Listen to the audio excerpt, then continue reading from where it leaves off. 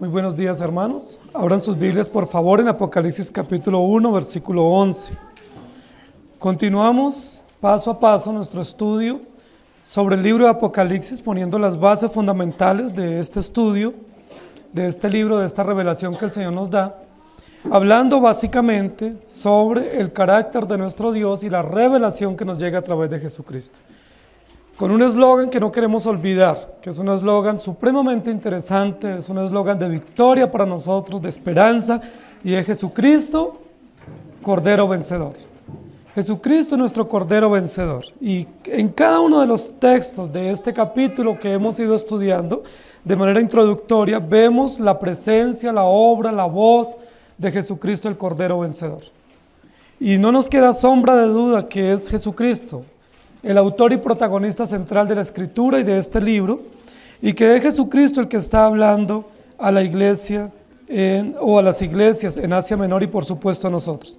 Apocalipsis capítulo 1, versículo 11 es continuidad del versículo número 10, y voy a permitirme leer los dos versículos. Yo estaba en el Espíritu en el día del Señor, y oí detrás de mí una gran voz como de trompeta que decía: yo soy el Alfa y la Omega, el primero y el último. Escribe en un libro lo que ves y envíalo a las 7 iglesias que están en Asia, a Éfeso, Esmirna, Pérgamo, Tiatira, Sardis, Filadelfia y la Odisea. Y oí una gran voz, fue el título de la semana pasada. Fue el abrebocas de una visión espectacular, extraordinaria, que Dios va a dar para el apóstol Juan y que él debe registrar. Y hoy queremos comenzar a introducir qué decía esa voz. Oí una gran voz detrás de mí que decía. Una gran voz que decía. Y yo quiero que nos centremos en esa verdad, porque es interesante cómo el autor, que es el Espíritu Santo, le va a dar esta revelación al apóstol Juan para que él escriba y deje registrado todo lo que él ha escuchado y ha visto. Oí detrás de mí una gran voz que decía. Es interesante porque la semana pasada en el versículo 10 decíamos que era una gran voz como de trompeta, pero que pese a ser una gran voz como de trompeta, no era un sonido de trompeta, sino que era la voz de una persona. Que hay un símil o una comparación para relacionar el sonido o la voz con la fortaleza o el poder o la potencia de una trompeta, pero que efectivamente la voz era de una persona. Y ahora nos va a aclarar el versículo número 11, lo que nosotros decíamos la semana pasada, y es que la voz no era un sonido, sino que era la voz de una persona. Es una voz que decía, no era un sonido que sonaba, sino una voz que decía. Claramente el texto nos aclara en el versículo 11 que es la voz de una persona y que dice esa voz. Pero a manera de introducción debemos recordar que Juan el apóstol está en una isla. Muchos dicen que estaba como prisionero en la isla de Patmos. Otros dicen que simplemente estaba exiliado allá, no como prisionero. Pero lo más probable es que sí estaba allí en esa isla que había destinado el Imperio Romano para llevar a algunos prisioneros o algunas personas que no eran gratas para el imperio y los dejaban allí abandonados en soledad y expuestos a todas las implicaciones propias de ese lugar en la isla. Una isla que quedaba aproximadamente a 65 kilómetros de Éfeso, en el mar Egeo. Una isla pequeña, rocosa, que era llena de cavernas y llena de canteras. Una isla donde no era pues un lugar paradisiaco, que tenía aproximadamente 40 kilómetros cuadrados, era una isla muy pequeña, muy diminuta, y allí estaba Juan. El versículo anterior nos dice, estaba en el Espíritu en el día del Señor. Y nosotros intentamos resolver un poco esa expresión del día del Señor, diciendo que lo más probable es que Juan estaba en el día de adoración pública, es decir, el día del Señor, el domingo, recibiendo una visión del día escatológico, es decir, del día final del Señor, que es a lo que más hacen referencia los profetas y los escritores del Nuevo Testamento con relación al día del Señor. Él va a tener una visión y se le va a dar un mensaje. Y ese mensaje va a estar claramente destinado a las 7 iglesias de Asia Menor. Es el mensaje de Dios, es el mensaje de Jesucristo, es el mensaje a raíz del cual el apóstol Juan está exiliado en la isla de Patmos. ¿Ustedes recuerdan por qué Juan estaba ya en Patmos? ¿O a causa de qué? Dice, a causa de la palabra de Dios y del testimonio de Jesucristo. No sabemos cuánto tiempo iba a durar allá, no sabemos quién lo había llevado específicamente allá como prisionero, no sabemos en qué momento lo habían llevado, pero sabemos claramente la razón o la causa. La causa por la cual él fue llevado a esa isla fue a causa del testimonio de Dios y de la palabra de Jesucristo.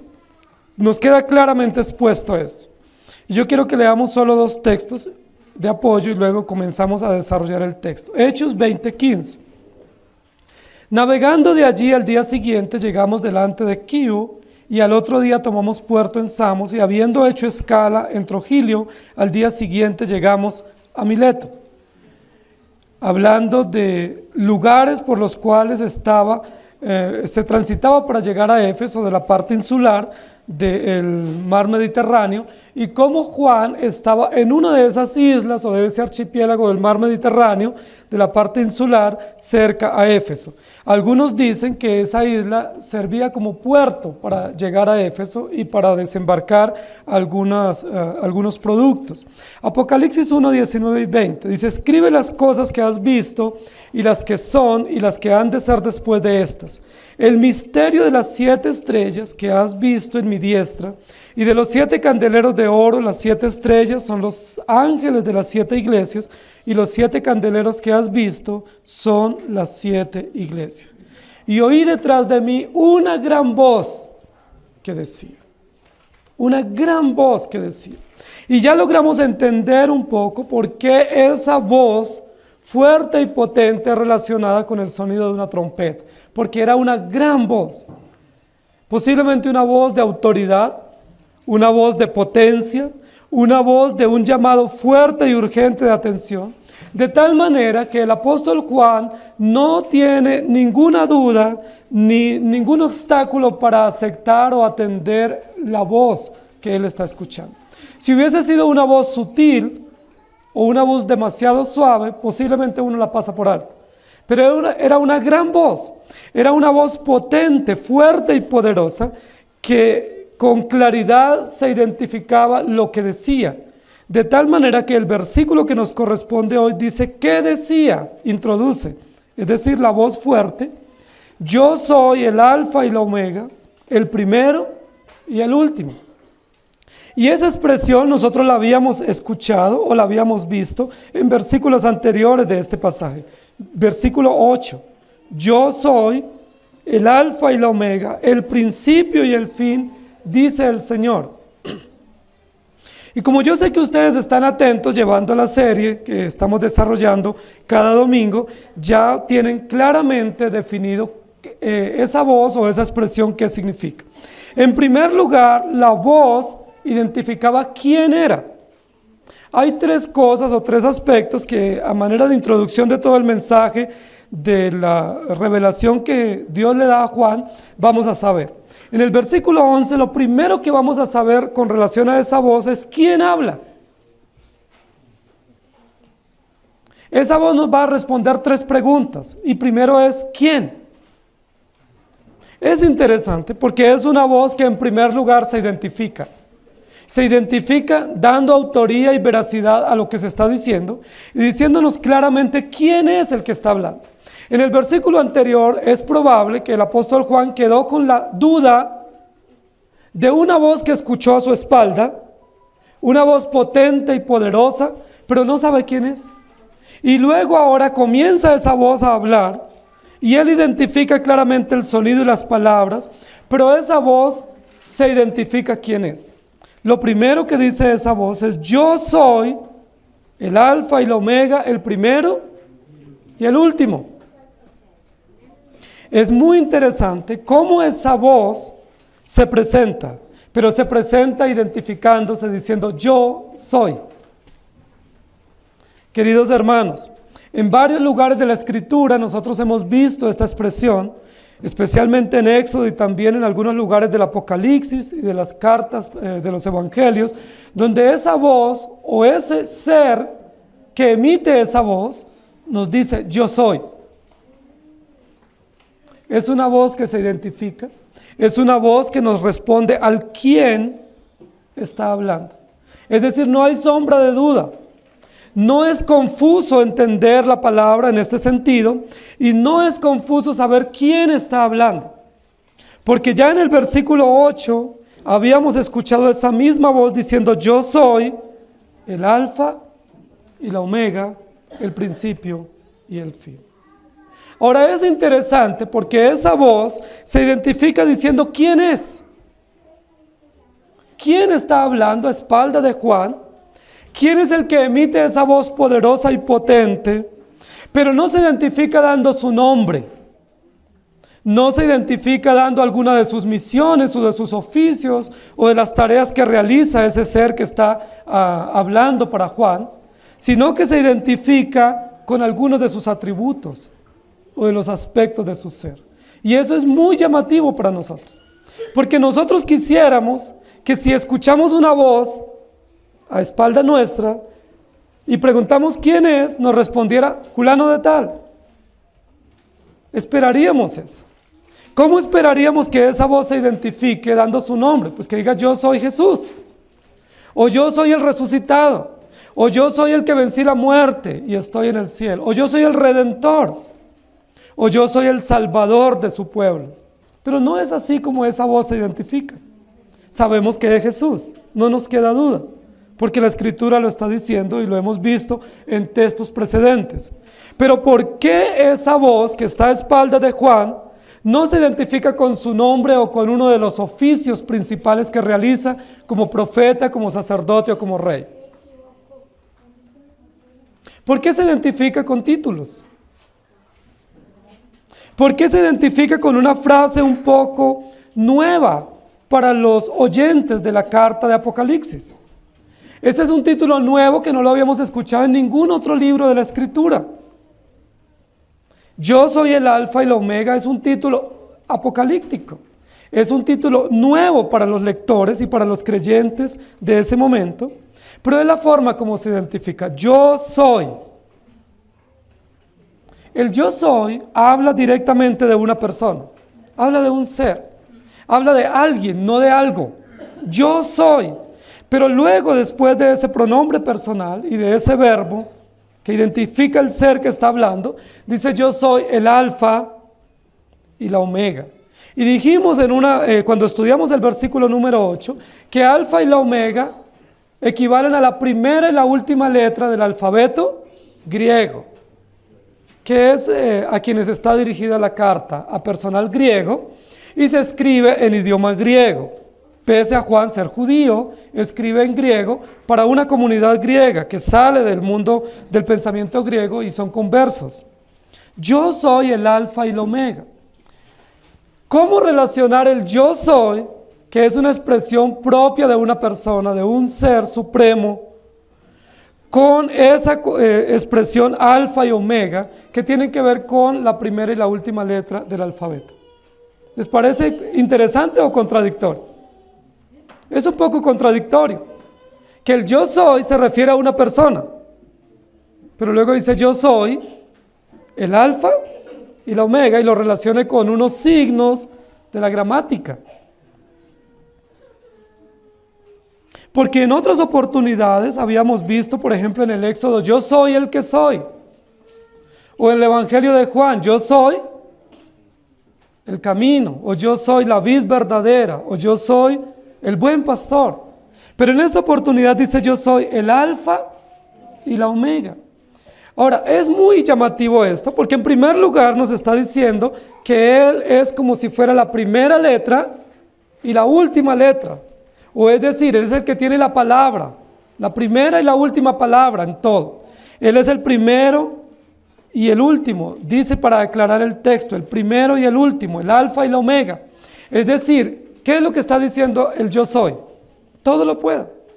Yo soy el que todo lo puedo, yo soy el que tengo control absoluto sobre la historia, sobre la humanidad.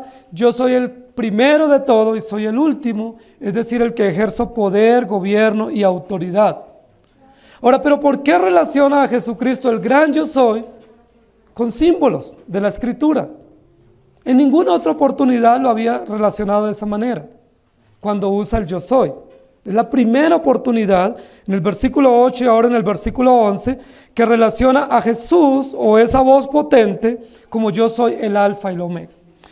No sabemos a ciencia cierta la razón de esta expresión unida al verbo y al pronombre personal yo soy.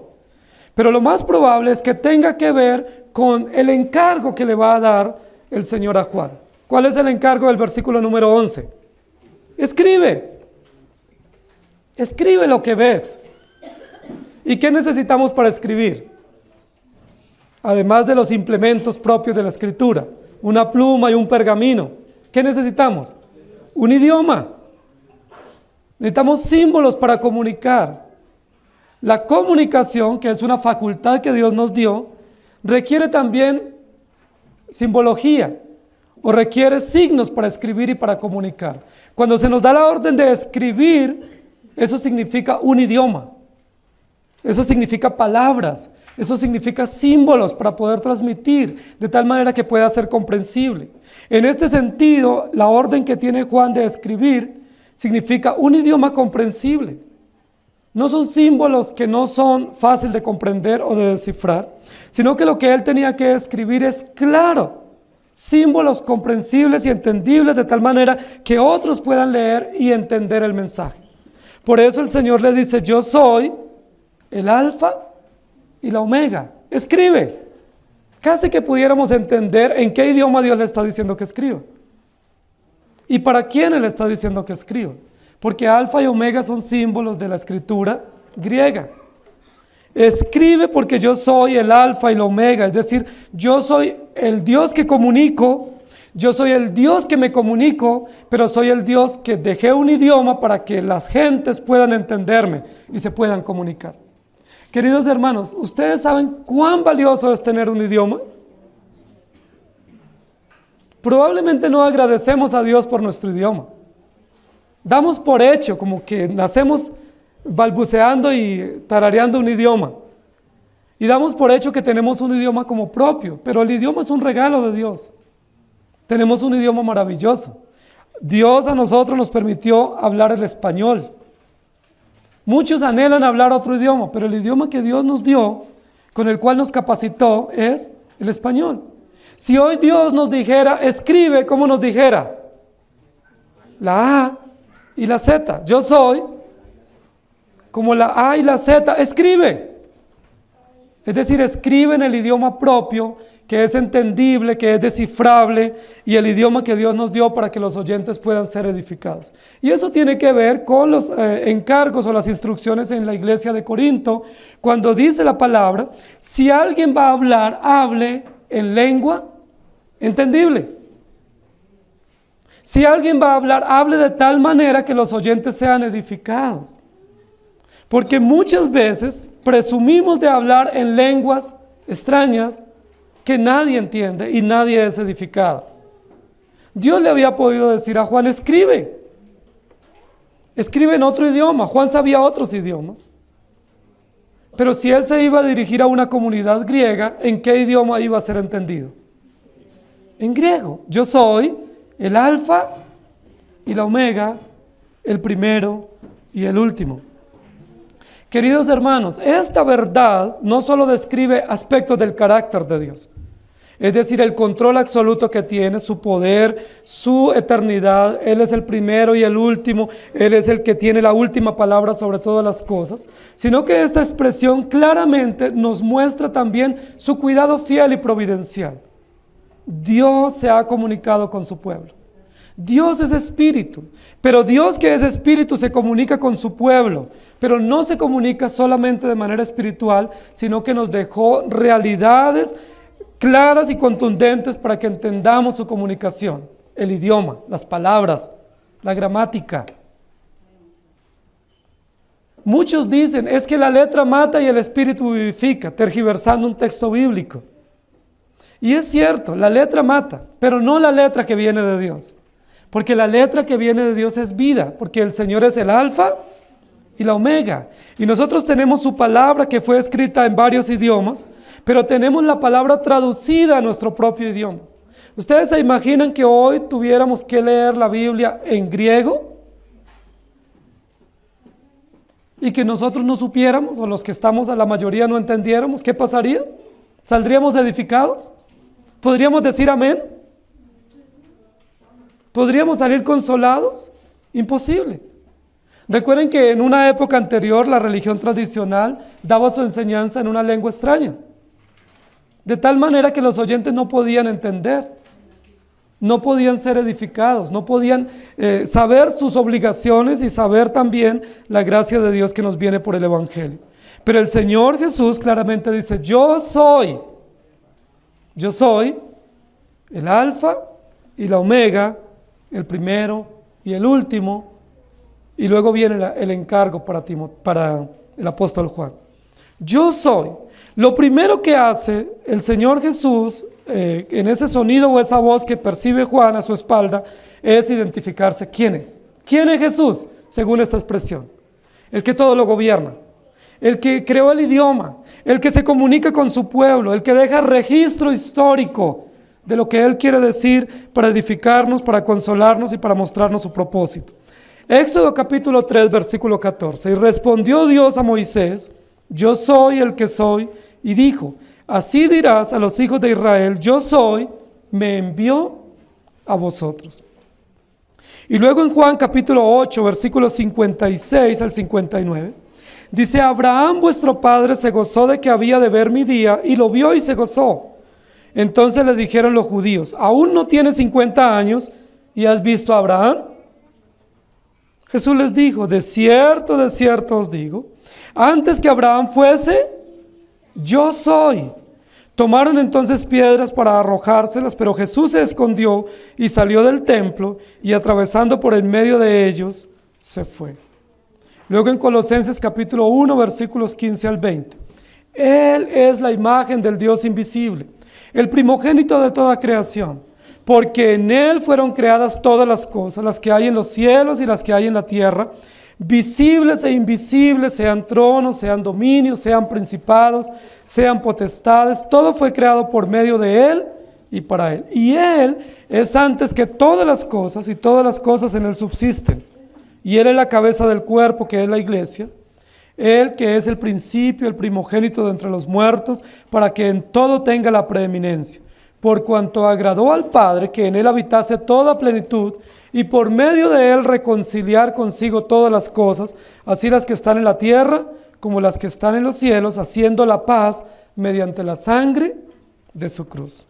Y luego en Hebreos capítulo 1, versículo 3, dice, el cual, refiriéndose a quién, a Jesucristo, siendo el resplandor de su gloria y la imagen misma de su sustancia, y quien sustenta todas las cosas por la palabra de su poder, habiendo efectuado la purificación de nuestros pecados por medio de sí mismo, se sentó a la diestra de la majestad en las alturas. Queridos hermanos, Juan conocía la voz de Jesús. Recuerden que Juan fue discípulo de Jesús. ¿Cuándo escuchó Juan la voz de Jesús?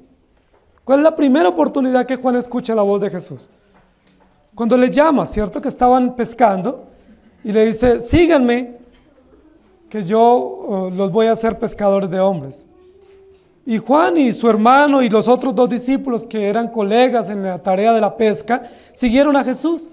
Y permanentemente escucharon la voz de Jesús, estaban familiarizados con la voz de Jesús.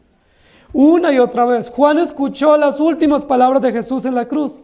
Fue posiblemente el único de los discípulos que escuchó las últimas palabras de Jesús en la cruz, porque los otros salieron escondiéndose, ¿recuerdan? Luego Juan escuchó a Jesús resucitado. Juan y Pedro fueron de los primeros discípulos que fueron y que vieron a Jesús y escucharon a Jesús resucitado. Juan estuvo presente también cuando Jesús partió el pan y escuchó su voz. Juan escuchó el momento de la ascensión, la voz de Jesús, y vio a Jesús también ascender ya resucitado y glorificado al trono. ¿Juan estaba familiarizado con la voz de Jesús? Por supuesto que sí. Por lo menos 3 años o 3 años y medio caminando con Jesús, permanentemente escuchando su voz. Es posible que cuando uno está familiarizado la voz de alguien que es cercano y con el cual ha caminado, pueda equivocarse con esa voz. No es probable que Juan confunda esa voz, porque Juan estaba familiarizado con la voz de Jesús. Sin embargo, hacía un buen tiempo que Juan no había escuchado la voz de Jesús. ¿Saben por qué? Porque Jesús fue al cielo y fue la última vez que escuchó su voz, cuando iba ascendiendo y cuando les dijo que volvería así como le habían visto ir. Hacía muchos años que Juan no escuchaba la voz de Jesús. Y Jesús estaba sentado a la diestra del Padre, y Juan no había escuchado más su voz, pero en esta oportunidad escucha una gran voz que decía: yo soy el Alfa y la Omega, el primero y el último. Yo soy el que estuve contigo. Yo soy con quien caminaste. Y yo soy el que crucificaron y el que resucitó y ascendió al cielo. Yo soy. ¿Ustedes creen que Juan tuvo dificultad para reconocer la voz de Jesús? Por supuesto que no. Y hemos de entender la confusión de emociones y de pensamientos en Juan. Probablemente mucho gozo y placer de escuchar la voz de Jesús nuevamente, después de tantos años. Probablemente mucha esperanza y expectativa de saber qué va a decir en esta oportunidad Jesús, mi Salvador. Pero probablemente un poco de temor también, porque es una voz potente y poderosa, es una voz victoriosa. Posiblemente como Juan nunca había escuchado esa voz. Juan había escuchado la voz de Jesús como Padre, como Redentor, como Hijo del Hombre. Había escuchado la voz de Jesús en medio de sus discursos cuando estuvo en la tierra. Pero probablemente esta es la primera vez que Juan escucha una voz tan potente a su espalda, con una expresión nueva para él: yo soy el Alfa y la Omega, el primero y el último. Es decir, no tenga duda de quién está. En segundo lugar, escribe en un libro lo que ves y envíalo a las 7 iglesias. Escribe en un libro lo que ves y envíalo. El segundo aspecto de la voz para Juan, en primer lugar es quién es, y en segundo lugar es qué debe hacer Juan. Un encargo, una instrucción, una orden imperativa. Escribe en un libro lo que ves y envíalo. Queridos hermanos, es probable, y yo quiero pensar un poco o imaginar un poco, que Juan a su edad, que ya era un hombre anciano, dice la Biblia, viviendo en el exilio y en la soledad, ya todos los apóstoles posiblemente estaban muertos y quedaba solamente él, refugiado en esa isla.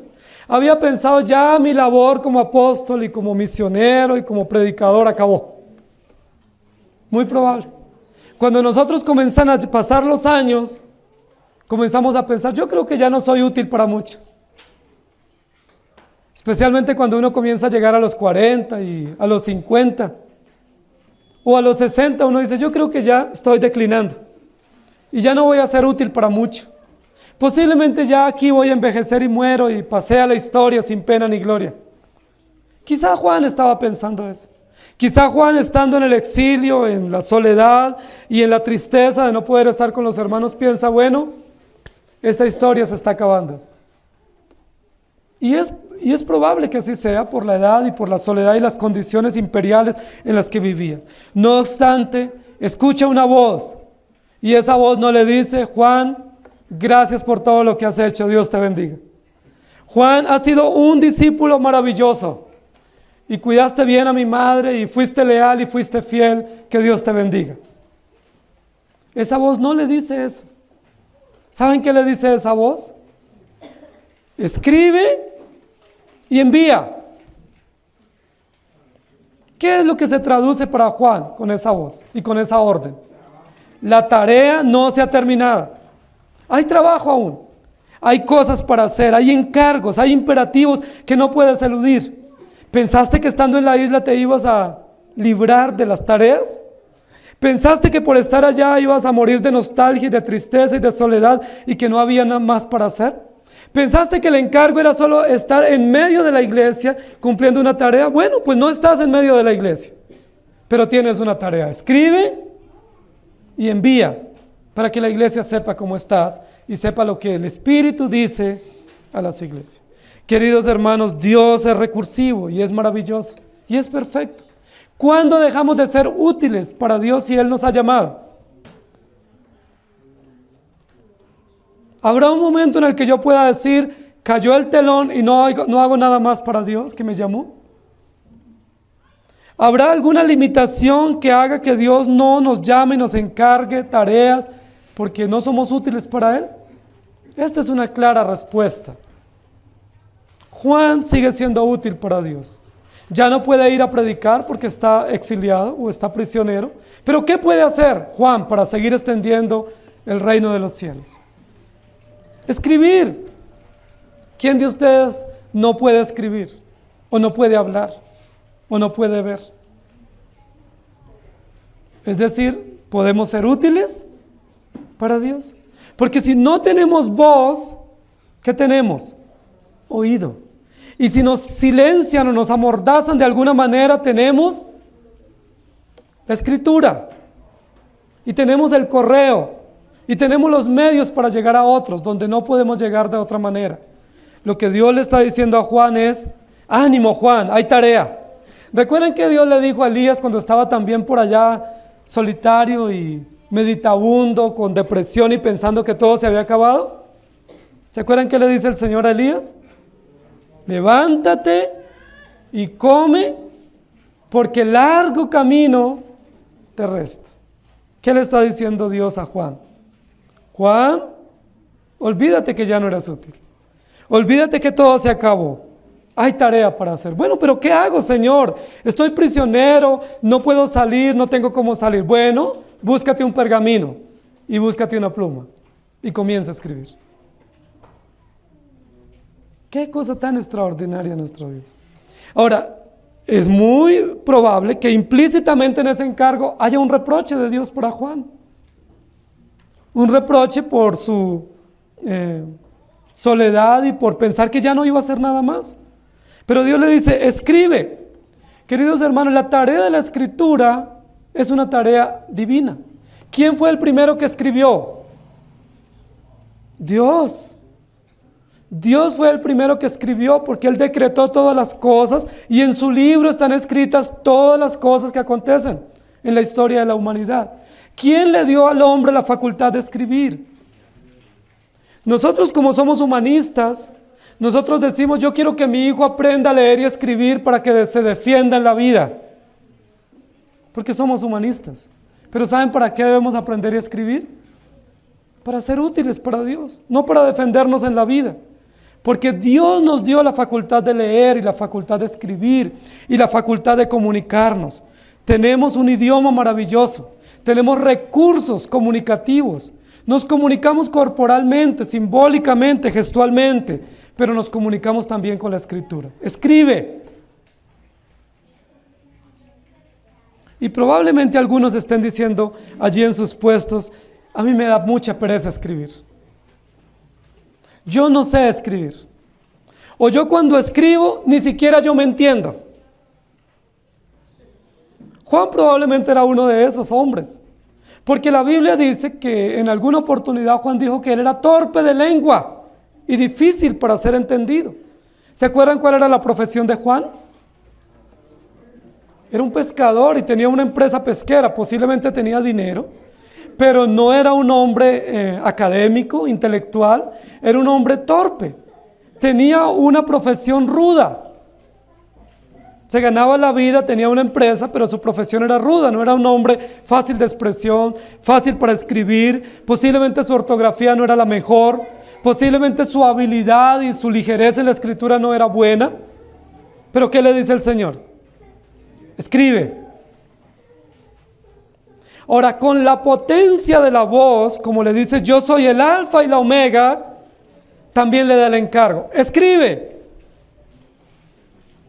¿Saben? Me encanta cómo obra Dios.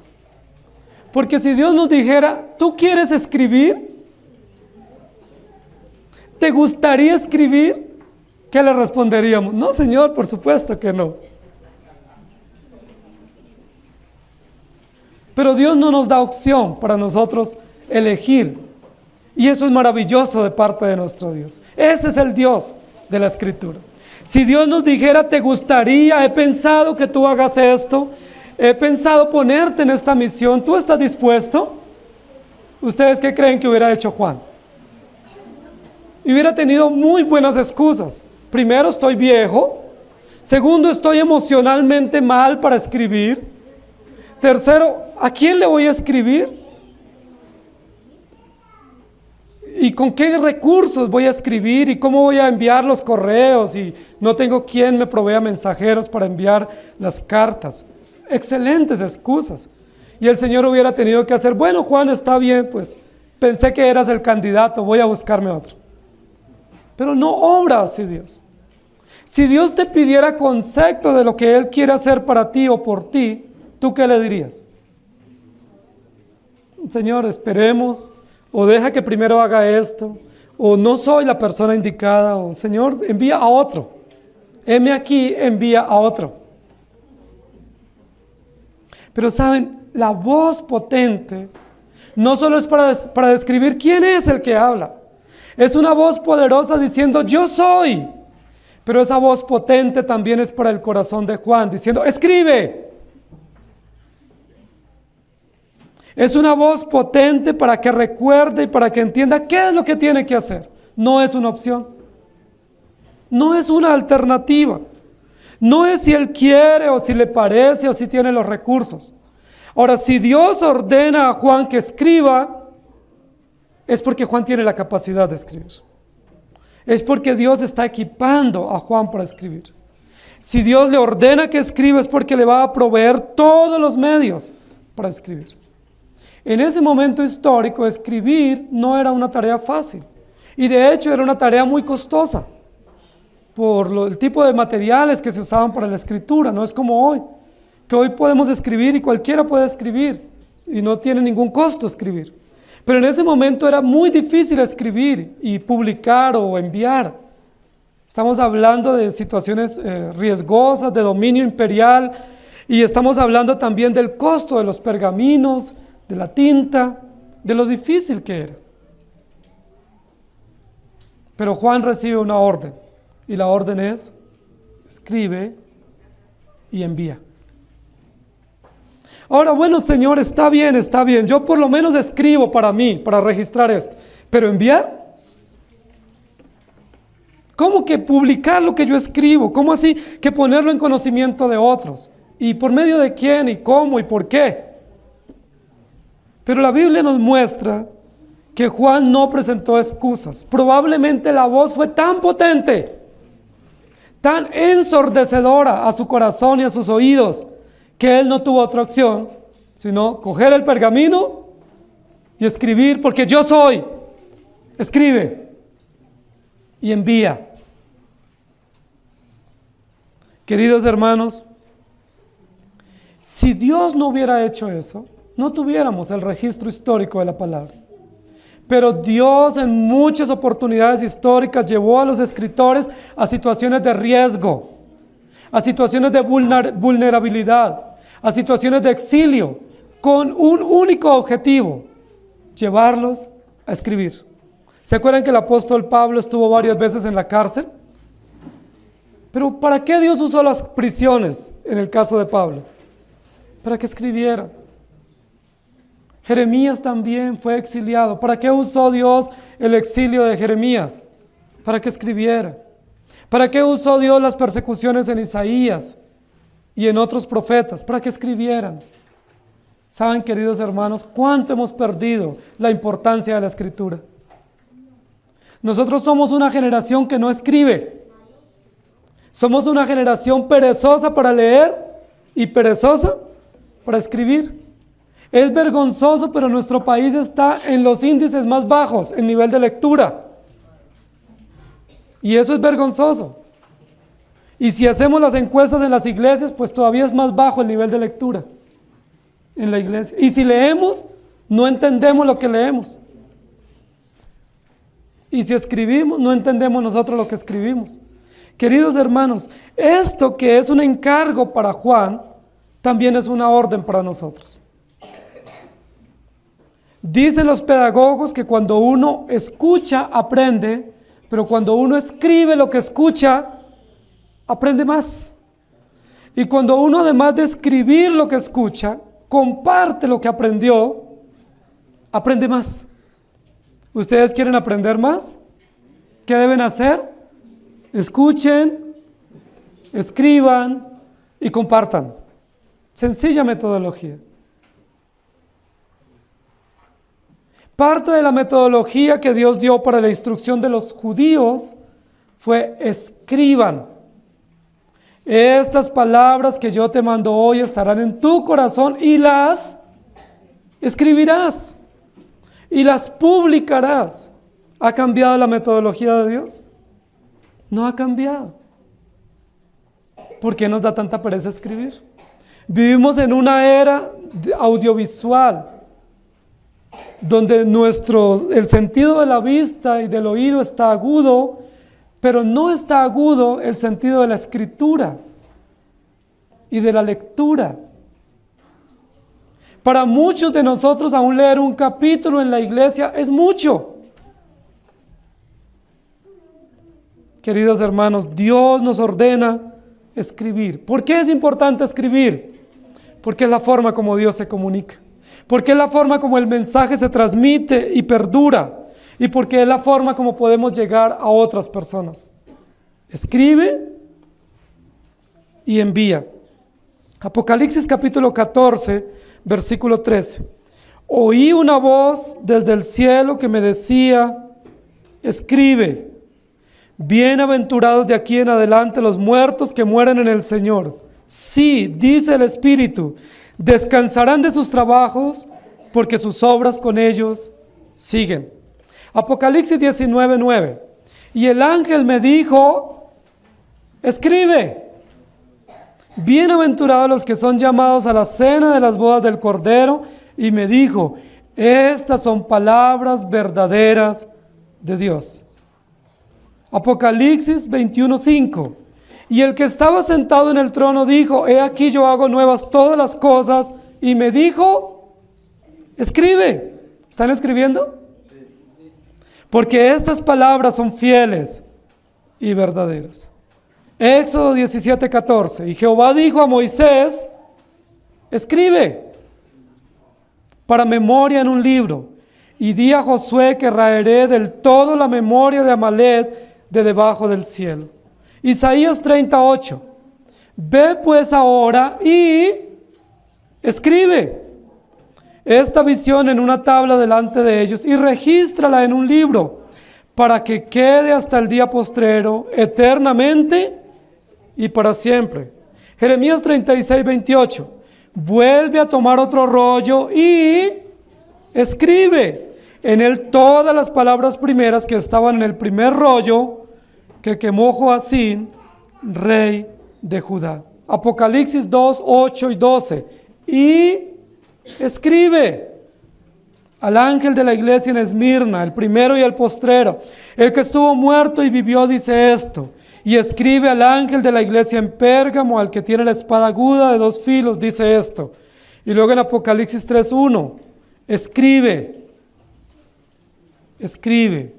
Luego en Apocalipsis 10, 4, cuando los 7 truenos hubieron emitido sus voces, yo iba a escribir, pero oí una voz del cielo que me decía: sella las cosas de los 7 truenos que han dicho y no lo escribas. Y luego en Apocalipsis 14, 13, oí una voz desde el cielo que me decía: escribe. Luego en Apocalipsis 19, 9, escribe. Y luego en Apocalipsis 21, 5, escribe. ¿Es importante escribir, hermanos? Es importante, es una orden. Yo no sé escribir. Bueno, hay que aprender a escribir. Es que tengo que ejercitarme. ¿Cómo me ejercito? Escribiendo. Escriban. Miren, nosotros sabemos que los docentes tienen muy buena redacción. ¿Por qué tienen buena redacción los docentes? Porque escriben todos los días y leen todos los días. Pero otras profesiones que no escriben mucho, se les dificulta. Los cristianos, los creyentes, los hijos de Dios debemos ser excelentes escritores. ¿Saben por qué? Porque todos los días leemos la palabra de Dios. Los que la leen todos los días. Escribe, escribe, escribe. Y no solo escribe, sino envía. ¿Están haciendo la tarea de escribir, queridos hermanos? ¿Cuántos están escribiendo todos los días? Pero no en las redes sociales, ¿no? Sino escribiendo cosas valiosas, registrándolo en un libro, en un diario, en una agenda, dejando apuntes de lo que ustedes piensan, de sus pensamientos, dejando registro de sus devocionales, enseñándole a sus hijos, dejando memoria de lo que ustedes piensan y creen respecto a Dios. ¿Lo están haciendo? O si no, esa voz potente es para nosotros hoy, de nuestro Señor Jesucristo diciendo, escribe, registra, deja por escrito. Ahora, para Juan era una tarea muy difícil, porque dicen algunos que él debía tomar un pergamino de por lo menos 5 metros para comenzar a escribir todas las cosas que Dios le iba a decir. Y aprovisionarse rápidamente de los elementos para escribir, porque la visión comienza y él no debe dejar pasar por alto ningún detalle de la visión. Escribe y envía. Oí una gran voz que decía, yo soy el alfa y la omega, el primero y el último. Escribe en un libro lo que ves. Ahora, la tarea para Juan es supremamente dispendiosa, porque no solo tiene que proveer rápidamente los elementos para la escritura y disponerse para escribir, sino que lo que él tiene que escribir no es lo que oye, sino lo que ve. Porque sería mucho más fácil escribir cuando uno dice, listo, está bien, dícteme, y comienzo a escribir. Hoy hicimos el ejercicio con los niños, y ellos escribieron muy bien lo que oyeron. Pero no era así el encargo para Juan. El encargo para Juan no era escribe lo que oyes, sino escribe lo que ves. ¿Puede usted escribir lo que ve? No dice describe, sino escribe. Tarea complicada. Escribe lo que ves. Es decir, todo lo que ves, los símbolos, los colores, debes dejarlo por escrito para que otros vean la visión a través de la escritura y sean ilustrados de lo que aconteció. Escribe en un libro lo que ves. Queridos hermanos, escribir requiere disciplina. Escribir requiere diligencia. Pero escribir lo que ves o lo que oyes requiere fidelidad, y requiere sencillez, y requiere atención. Nosotros tenemos tanta dificultad para atender. Una de las mayores dificultades que tenemos nosotros cuando escuchamos algo es atender. Y hoy en día hay algo que se llama el síndrome de la pérdida de atención. A nosotros nos saludan y decimos, perdón, ¿qué? No, que buenos días, gracias. Solo en el saludo ya estamos perdiendo la atención. Somos tan difíciles para atender. Y cuando vamos a escribir lo que oímos, o vamos a escribir lo que oímos, o lo que vemos, eso requiere muchas otras disposiciones. Atención, disposición, perseverancia y fidelidad. ¿Tiene usted todas esas cualidades? Es decir, cuando tú vas a escribir tienes que quitar todas las distracciones. Tú no vas a poder escribir con todas las distracciones. Hoy en día los jóvenes dicen, no, es que yo puedo hacer 10 cosas a la vez. Por supuesto, pueden hacer 10 y hasta más, pero no pueden escribir, ni pueden meditar. Pueden hacer cosas técnicas, funcionales, pero no pueden hacer cosas comunicativas legítimas que trasciendan. Y ese es uno de los problemas de nuestra sociedad. Muchos de nosotros acostumbramos a nuestros hijos a hacer las cosas en medio de una cantidad de confusión de ruidos. Y es difícil y casi imposible atender. Si usted va a poner a sus hijos a leer la Biblia, ¿qué tiene que hacer con los otros distractores? Quitarlos. Dice la Biblia, si tú vas a orar, no ve a la plaza pública. ¿Qué debes hacer? Cierra la puerta de tu cuarto y tú en tranquilidad y en secreto ora a tu Padre Celestial. Si vas a leer la palabra, busca el lugar adecuado para que sea un tiempo productivo, enriquecedor y puedas realmente estar concentrado. Escribe y envíalo. En tercer lugar, esa gran voz que convoca a Juan para escribir, le dice cuál es el propósito. En primer lugar, esa voz dice ¿quién? Yo soy Jesús, el Hijo de Dios. En segundo lugar, le dice ¿qué? Escribe. Y en tercer lugar, ¿para qué? Para que eso le llegue a las 7 iglesias que están en Asia Menor. Y envíalo a las 7 iglesias que están en Asia. Queridos hermanos, ya nosotros habíamos visto en el versículo 4 que este mensaje va a ser dirigido a las 7 iglesias. Versículo 4 dice, Juan a las 7 iglesias que están en Asia. Pero no sabíamos el nombre de las 7 iglesias, solo hasta este versículo. Como la revelación es progresiva, el Señor nos permite conocer y le permite a Juan conocer el nombre propio de esas 7 iglesias.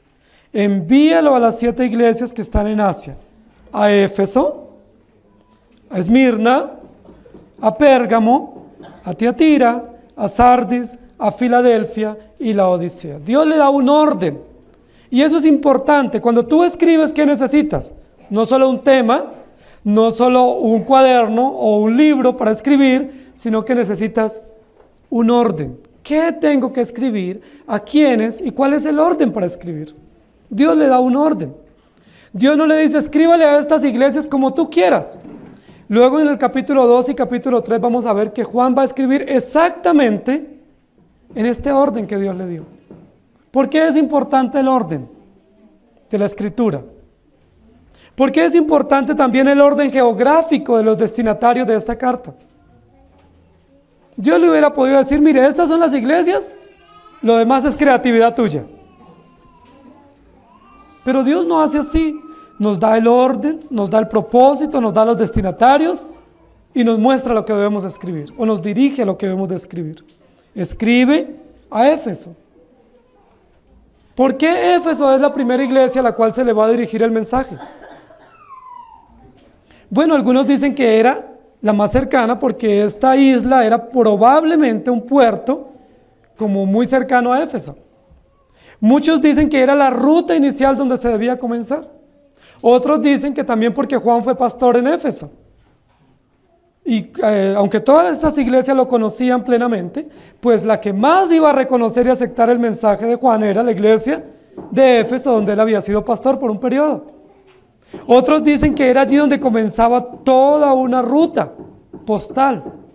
Probablemente cuando se llevaban mensajes del imperio, este era el orden que se tomaba, como una ruta postal para ir a esos lugares, en especie de óvalo, visitando todas estas iglesias. Pero hay un orden, y ese orden es lógico. ¿Por qué el mensaje no se mandó a otras iglesias de Asia? Había otras iglesias más grandes y ciudades más grandes que estas 7 iglesias. ¿Por qué Dios no incluye esas otras iglesias? Bueno, esa es una pregunta que vamos a ir resolviendo. Primero, porque Dios le plació así. Segundo, porque el mensaje de estas 7 iglesias es la representación del mensaje universal para la iglesia de todos los tiempos. Y en tercer lugar, dicen algunos estudiosos que estas 7 iglesias eran las que estaban más afectadas por la reacción del imperio o la resistencia que ellos estaban teniendo al imperio por la persecución por causa del evangelio. Y otros dicen también porque estas 7 iglesias estaban interconectadas por una ruta imperial, y estas 7 iglesias también se cree tenían templos dedicados al culto del imperio. Aunque habían otras iglesias más grandes, como Colosas o Hierápolis, u otras iglesias, o Mileto o Troas, pues estas 7, dicen los historiadores, tenían templos dedicados al culto al emperador. Y hemos de entender que al haber templos oficiales dedicados al culto al imperio, pues los creyentes sufrían mucho más, porque de manera oficial y frentera estaban siendo perseguidos. Parece que el propósito, dicen algunos, no era que se mandaran 7 mensajes individuales con 7 mensajeros distintos, sino que se mandara un solo mensaje con 7 destinatarios, pero en un solo envío, de tal manera que el mensaje era uno solo, el mensajero era uno solo, pero las otras iglesias iban a poder saber qué se decía de las otras iglesias. Es decir, los de Éfeso iban a saber qué decía Dios de Esmirna, de Sardes, y así sucesivamente, porque la intencionalidad era que el mensaje se llevara a todas las iglesias. Queridos hermanos, Juan no solo identifica la voz del que habla, es decir, Jesucristo. Juan recibe una comisión imperativa, escribe, pero no termina allí su tarea. La tarea va a enviar. ¿A quiénes? 7 iglesias de Asia Menor que están sufriendo. 7 iglesias que están afrontando una realidad de dolor y de persecución. 7 iglesias de las cuales Juan es compañero y copartícipe, asumiendo las mismas implicaciones de desafío. Escribe a ellos y envíalas a las 7 iglesias. Queridos hermanos, hay muchas formas de nosotros entender el orden del mensaje. Algunos dicen que estas 7 iglesias, en el orden como están presentadas y como está dado el mensaje, que conserva un orden de acuerdo a los brazos que tenían las lámparas del candelero hebreo. ¿Recuerdan que el candelero hebreo debía tener 7 brazos o 6 brazos y uno central? Que tenía 7 lámparas, ¿recuerdan? Algunos dicen que el orden equivale a esa misma posición de los brazos del candelero y que hay una razón para entenderlo. Pero lo que podemos entender aquí es que Dios tiene un orden. Y sea cual sea la razón de fondo del orden, hay un orden lógico y hay un propósito y hay una razón progresiva como Dios va a dar el mensaje. Cuando entremos a estudiar los mensajes individuales, nos vamos a dar cuenta que cada bendición final para los creyentes de cada iglesia es progresiva, es decir, obedece a un orden. La bendición que reciben los de Éfeso es diferente a la bendición que reciben los de la Odisea.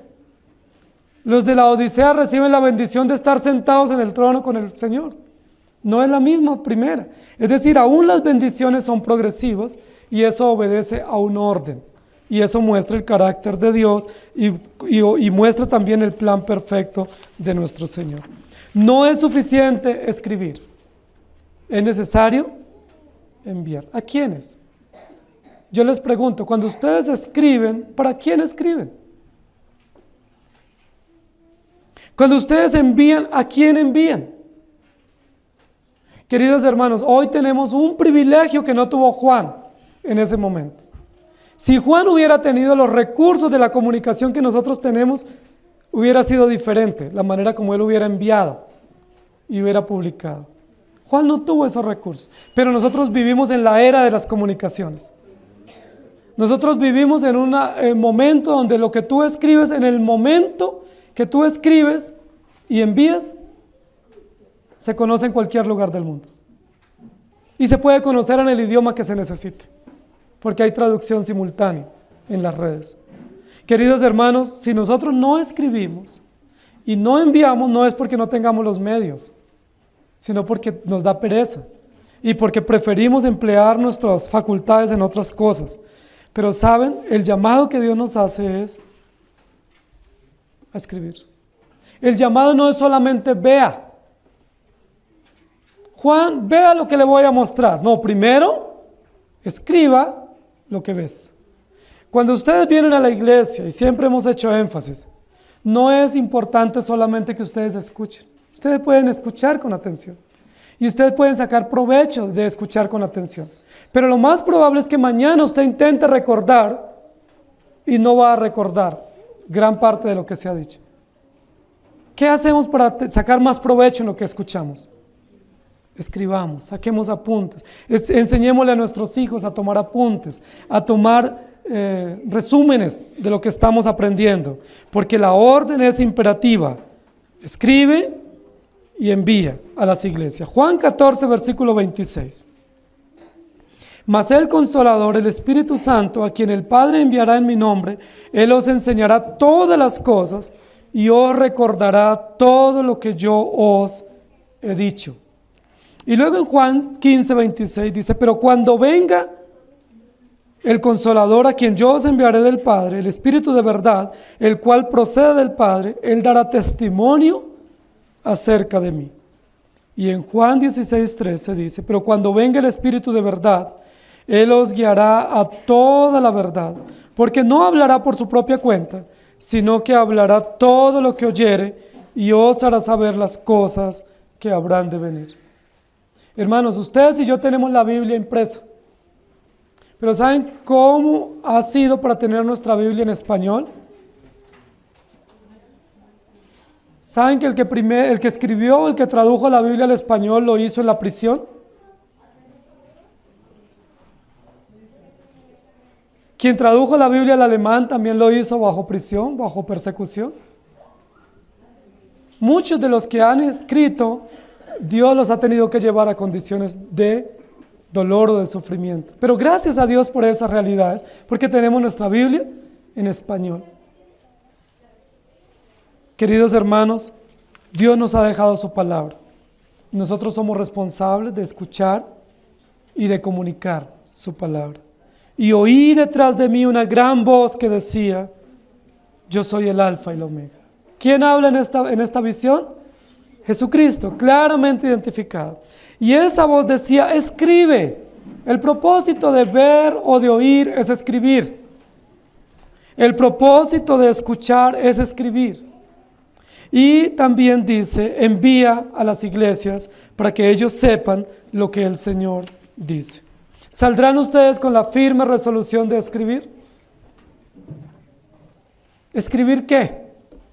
Escribir lo que edifica. Dice en la palabra, todo lo que agrada, todo lo que edifica, todo lo que es de buen nombre, si hay virtud alguna, si hay algo digno de alabanza, en esto pensad y en esto meditad. Yo no les estoy diciendo que escriban cualquier cosa. Les estoy diciendo lo que Dios nos dice, que escribamos lo que sirve, lo que edifica y lo que transforma las vidas. Inclinen su rostro, por favor. Amado Señor, gracias porque tú nos permites hoy escuchar esa voz potente y poderosa de tu Hijo Jesucristo. Y gracias porque nos permites atender a esa voz inconfundible del Señor resucitado. Es una voz potente, es una voz entendible, es una voz clara y precisa, con órdenes precisas y sencillas, pero imperativas para nosotros. Señor, te tenemos que pedir perdón, porque no prestamos atención a tu voz. Y es probable que hoy algunos, después de escuchar esta prédica, salgan diciendo, ¿y de quién era la voz? Porque no lograron entender. Señor, pero aquellos que lograron entender hoy tu voz, lo potente de tu voz, lo urgente de tu voz, lo imperativo de tu voz, te ruego que nos permitas cumplir la orden que nos das hoy, y es escribir y enviar a otros. ¿Cuántos estarán esperando de nosotros una voz de ánimo? ¿Cuántos, Señor, estarán esperando de nosotros un mensaje de esperanza? Un correo, una llamada, una voz que los aliente, una promesa, un texto bíblico, una porción que les llegue al corazón. ¿Cuántos estarán ansiosos, en angustia, en soledad, en tristeza, en desánimo o en tentaciones, esperando de un creyente una voz de esperanza? Enséñanos a escribir y a enviar, a llamar a otros y animarlos por tu palabra. Y úsanos, Señor, poderosamente para tu gloria. Te suplicamos todo esto en el nombre de nuestro Señor Jesús. Amén. Que el Señor les bendiga, hermanos.